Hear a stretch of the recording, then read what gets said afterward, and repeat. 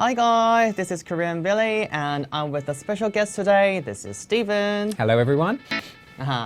So today we're going to talk about a bit like different seasonal stuff, right? Since it's the Halloween season, I think we should talk about Halloween, right? Yeah. Let's start with the beginning of Halloween, okay? I'm really curious about like how it actually started. Like many people think that it's a kind of American stuff and people think that it's from America, but it's not true, is it? Well, the sort of modern understanding of Halloween, I think, is very much American because they have very unique customs and culture. But actually, it goes back thousands of years to a Celtic festival called Samhain, which basically was just to welcome winter. And so they believed at that time that the walls between the worlds became thin, and so dead people could come back on that day. So that's why it's often associated with like monsters and scary things and ghosts and witches. Like, does Halloween, that name, have like specific meaning? It does. Halloween is actually kind of the sort of Christian name for what it is because it comes from All Hallows Eve. Hallow means sort of like dead people or spirits or something that's connected with the dead. People who've read Harry Potter know this word. Right. And the Deathly Hallows. So it has to do with that. So it got shortened. You could say All Hallows Eve or evening, and that eventually became Halloween. So also the name implies like scary ghosts or witches. Yeah, the hallow part originally means, so spirits, but it sort of became to mean a little bit darkness, a little bit scary. Okay. So on the Halloween day, like we celebrate the Halloween parties or stuff like that.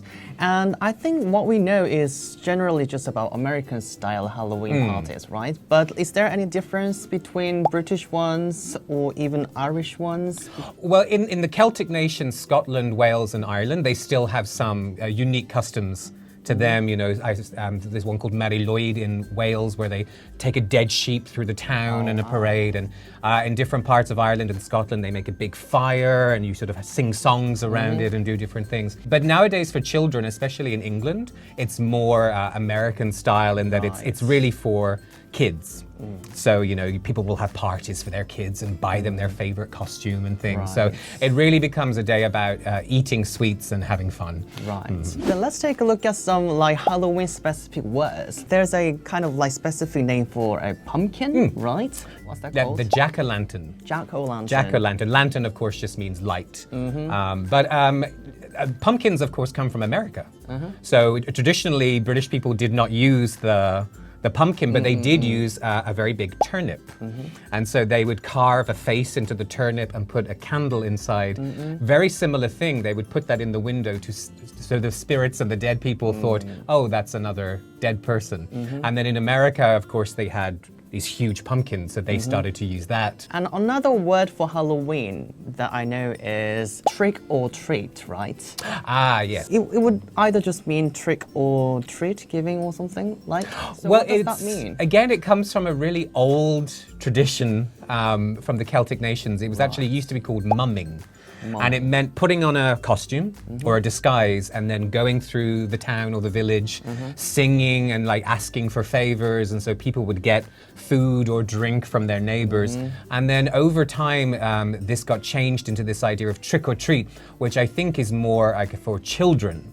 So basically you go from door to door in your costume and you ask trick or treat, and hopefully you'll get sweets. So for most children, that's the purpose of trick or treating, is to get sweets from them. And other than pumpkin, like, do they have like anything specific for Halloween?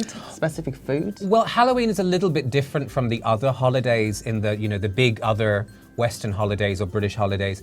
There's usually a big meal that you would have. But because on Halloween, there isn't really any kind of big meal associated with it. So you would have two things, either a children's birthday, like a children's party, where they would just have party foods. And in America, particularly, adults also like to celebrate the costume parties. But I don't think there's anything very specific, you know, that would just be for Halloween. I think maybe autumn food. So yeah, pumpkin soup. Pumpkin soup might be a popular thing to have, or squash soup and things like this, but mainly it's all about the sweets. Then is it a bit different from American Thanksgiving Day or something? Yeah, I mean, Thanksgiving happens a few weeks after okay. Halloween, so I think maybe they save all the good food for Thanksgiving. But it happens at a similar time. So. Okay, because it's in autumn. Right? Yeah, it's that kind of harvest meal. Right. So you have a lot of root vegetables, a lot of roast meat, but not specifically for Halloween. Okay. So then let's take a look at some Halloween specific words again. So what was it again? Halloween stands for All Hallows Eve. All Hallows Eve becomes Halloween. And there was one word called jack-o'-lantern. Well, yeah, and it's easier to pronounce it jack-o'-lantern. Jack-o'-lantern. So like jack-o'-lantern, yeah. So jack-o'-lantern. usually now a pumpkin, but it can be another vegetable. Okay. And trick or treat. Trick or treat, yeah. Trick or treat. Going door to door and asking for sweets. Okay. So that's it for today. We've been taking a look at Halloween. Hope you guys enjoyed the Halloween day. Thank you so much again. Yeah. And I'll come back with the next video. Shall we say Happy Halloween? Why not? Yeah? Okay. Okay. 3, 2, Happy Happy Halloween. Halloween. Bye.